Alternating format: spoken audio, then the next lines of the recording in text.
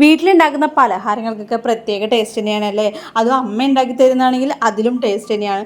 അപ്പോൾ അതേപോലെ എൻ്റെ അമ്മ ഉണ്ടാക്കി തരുന്ന ഒരു സ്പെഷ്യലായിട്ടുള്ളൊരു അടയാണ് കേട്ടോ, ചെറുപഴം കൊണ്ടിട്ടുള്ള ഇലയട. അപ്പോൾ അതെങ്ങനെയാണെന്നല്ലേ, ഞാനിത് എൻ്റെ അമ്മയിൽ നിന്ന് കണ്ടുപിടിച്ചതാണ് കേട്ടോ. എൻ്റെ മോനും ഞാൻ ഇത് ഉണ്ടാക്കി കൊടുക്കാറുണ്ട്. നമുക്ക് പെട്ടെന്ന് ഉണ്ടാക്കി കൊടുക്കാൻ പറ്റുന്ന, അരിപ്പൊടിയിൽ ഉണ്ടാക്കാൻ പറ്റുന്ന നല്ലൊരു അടയാണ്.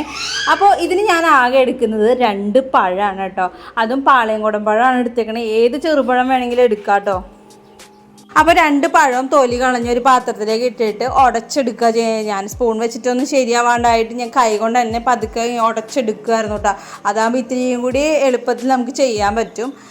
ഇനി അതിലേക്ക് നമുക്ക് വേണ്ട പൊടികൾ ഇടാന്നുള്ളതാണ്. അപ്പോൾ ഇതിൽ ഏറ്റവും മെയിനായിട്ട് വേണ്ടത് അരിപ്പൊടിയാണ്. അപ്പോൾ വറുത്ത അരിപ്പൊടിയാണ് ഇട്ടേക്കണേ കേട്ടോ. അത് 1 ഗ്ലാസ് എടുത്തിട്ടുണ്ട്. ഇനി അതിലേക്ക് 1 ബൗള് തേങ്ങയും, പിന്നെ തേങ്ങയുടെ വെള്ളത്തിൽ ഒഴിക്കണം, പിന്നെ ഏലക്ക ചതച്ചിട്ടത്, പിന്നെ ജീരകം, പിന്നെ ആവശ്യത്തിന് ഉപ്പ്, പിന്നെ കുറച്ച് നെയ്യ്, പിന്നെ 2 കട്ട ശർക്കര ഉരുക്കിയത് ഒന്ന് അരിച്ച് വെച്ചിട്ടുണ്ടായിരുന്നു. അപ്പോൾ അതും ചൂടോടെ തന്നെ ഇതിലേക്ക് ഒഴിക്കുകയാണ് കേട്ടോ. എന്നിട്ട് നമുക്ക് സ്പൂൺ വെച്ചിട്ട്, നല്ല ചൂടായത് കൈ കൊണ്ട് ചെയ്യാൻ പറ്റില്ല, അപ്പോൾ സ്പൂൺ വെച്ചിട്ടൊന്ന് ഇളക്കിയ ശേഷം ഒന്ന് ചൂടാറി കഴിഞ്ഞ് കഴിഞ്ഞാൽ കൈ കൊണ്ടൊന്ന് ഇളക്കിയെടുക്കുക കേട്ടോ. അപ്പോൾ ഞാൻ നല്ല ഇതായിട്ട് കുഴച്ചിങ്ങ് എടുത്തിട്ടുണ്ട് കൈ കൊണ്ട് തന്നെ. ഇനി ഞാൻ കുറച്ച് വാഴയിലകൾ മുറിച്ച് വെച്ചിട്ടുണ്ട്. അത് ഇതേപോലെ കോൺ ഷേപ്പിൽ, കപ്പലണ്ടിക്കൊക്കെ നമ്മൾ തിരിച്ച് ചെയ്യില്ലേ, അതേപോലെ ചെയ്തിട്ട് അതിലേക്ക് കുറേശ്ശെ ഇട്ടിട്ട് മടക്കി വെക്കുകയാണ് ചെയ്യേണ്ടത് കേട്ടോ. അപ്പോൾ ഇതേപോലെ എല്ലാം നമുക്ക് ചെയ്ത് വെക്കാം കേട്ടോ.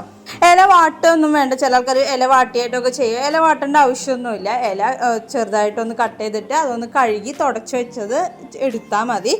അപ്പോൾ ഞാനിതെല്ലാം ചെയ്ത് കഴിഞ്ഞിട്ടുണ്ട്. ഇനി ഞാൻ ഇഡ്ഡലി പാത്രത്തിൽ വെള്ളം ഒഴിച്ചൊന്ന് തിളപ്പിച്ച ശേഷം ഞാൻ അരിപ്പ വെച്ചിട്ട് അതിലേക്ക് ഓരോന്നായിട്ട് എടുത്ത് വെക്കുകയാണ് കേട്ടോ. ഏകദേശം ഒരു 10 മിനിറ്റ് ഹൈ സ്പീഡിലും പിന്നെ ഒരു 10-15 മിനിറ്റ് ലോ സ്പീഡിലും ഇട്ടിട്ട് നമുക്കിത് വേവിച്ചെടുക്കുക വേണ്ടത്. ചില പൊടികളുടെ വേവിന് വ്യത്യാസം ഉണ്ടാവും.